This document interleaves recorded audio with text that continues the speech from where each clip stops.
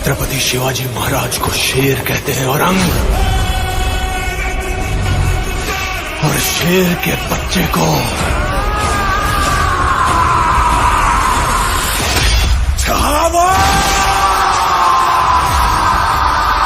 आपण सगळ्यांना शिवजयंतीची शुभेच्छा. 12 गेला देशाचा आमचा राजा परत राजे आम्ही तर लेके सुरक्षा नाही हो. आता हा अत्याचार सहन होत आहे. राजे आपल्या मालेगाव आणि डोंगराळ गावातील यज्ञ बाळावर एका राक्षसाने तिचा अत्याचार केला आणि तिचा जीव घेतला हो.